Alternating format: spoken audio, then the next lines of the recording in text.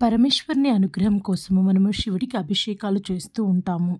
ఆ సృష్టిని నడిపేవాడును, చెడుని నాశనం చేసేవాడిగా మనం కొలుస్తూ ఉంటాము.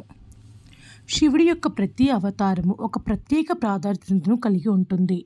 శివుడి యొక్క 19 అవతారాల గురించి ఈ వీడియోలో మనం తెలుసుకుందాము. ఒక్కొక్క అవతారానికి ఒక్కొక్క ప్రయోజనం కలిగి ఉంటుందని మనం ఈ వీడియోలో తెలుసుకుంటాము. మొదటి అవతారము ఫిఫ్లాద్ అవతారము. మహర్షి దదితి ఇంట్లో జన్మిస్తాడు. ఫిఫ్లాద్ రూపంలో పూజిస్తే శని దోషాలను వదిలించుకుంటాము అనేది ఒక నమ్మకము. రెండవది నంది అవతారము. ఇది పరమేశ్వరుడికి వాహనంగా ఉంటుంది. మూడవ అవతారమైన వీరభద్రస్వామి అవతారము. శివుని యొక్క అత్యంత తీవ్రమైన రూపము. శివుడి జటాజుటం నుంచి వచ్చిన వెంట్రుక నుంచి వచ్చిందే వీరభద్రస్వామి జన్మిస్తాడు. నాలుగవ అవతారమైన భైరవ అవతారము. శివుడికి బ్రహ్మకు ఆధిపత్య పోరాటం జరిగిన సమయంలో బ్రహ్మ అబద్ధం చెప్పిన సమయంలో శివుడు భైరవ రూపంలో బ్రహ్మ 5వ తల నరకడం వలన బ్రహ్మ హత్యాపాతకము చుట్టుకుంటుంది. దీని వలన 12 సంవత్సరాల పాటు భిక్షాటన చేసి శక్తిపీఠాలకు కాపలిగా ఉంటాడు. ఇదే భైరవ అవతారము. 5వ అవతారమైన అశ్వత్థామ అవతారము. క్షీరసాగర మదనంలో శివుడు విషంను తీసుకుంటాడు. అప్పుడు శివుడికి విష్ణువుకి మధ్య ద్రోణకుమారుడు పుడతాడని వరం ఇస్తాడు.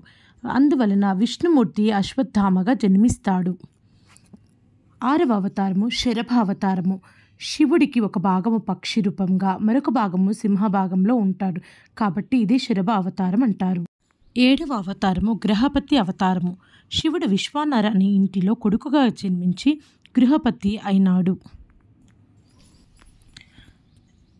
8వ అవతారం దుర్వాస అవతారము. శివుడు విశ్వంలో క్రమశిక్షణ నిర్వహించడానికి ఈ రూపాన్ని ధరిస్తాడు. నెక్స్ట్ది 9వ అవతారం హనుమాన్ అవతారము. రాముడి రూపంలో విష్ణుమూర్తికి సేవ చేయడానికి హనుమాన్ రూపంలో జన్మిస్తాడు. 10వ అవతారము వృషభ అవతారము. సముద్రమథనం జరిగిన తర్వాత విష్ణుమూర్తి ఎద్దుతో పోరాటం జరిపించాడు. ఆ పరమేశ్వరుడు ఎద్దు రూపంలో వచ్చాడని చివరికి గుర్తిస్తాడు. ఇదే వృషభ అవతారము. 11వ అవతారము యతినాథ్ అవతారము. యతినాథ్ భార్య కుమారులు శివుని భక్తులు.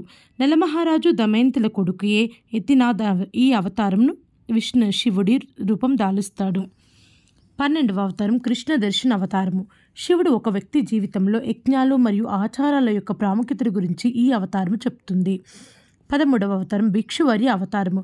మానవుల నుంచి అన్ని ప్రమాదాలను కాపాడడమే ఈ ముఖ్య ఉద్దేశము. 14వ అవతారం సురేశ్వర్ అవతారము. భక్తులను పరిరక్షించడానికి ఇంద్ర రూపంలో ఈ అవతారం గురించి చెప్తారు. 15వ అవతారం వేటగాడి అవతారము. అర్జునుడికి వేటగాడు ఒకేసారి పంది మీద బాణాలు వేస్తారు. ఇలా ఇద్దరి మధ్య ద్వంద్వ యుద్ధం జరుగుతుంది. అప్పుడే వేటగాడి అవతారములో శివుడు జన్మిస్తాడు. సుందన్ తారక అవతారము. శివ పార్వతుల కళ్యాణం కొరకు జన్మిస్తారు. బ్రహ్మచారి అవతారము. శివుడు పార్వతీదేవిని పరీక్షించే అవతారము. యక్షేశ్వర్ అవతారము. మనసులో ఉన్న తప్పుడు కానీ అహం కానీ తొలగించే అవతారము యక్షేశ్వర్ అవతారము. చివరిది 19వ అవతారమైన అవధూత అవతారము. ఇంద్రుని అహంకారం తగ్గించడానికి ఈ అవతారము. ఇలా శివుడి యొక్క 19 అవతారాలు ఉన్నాయి. Thank you for watching the video.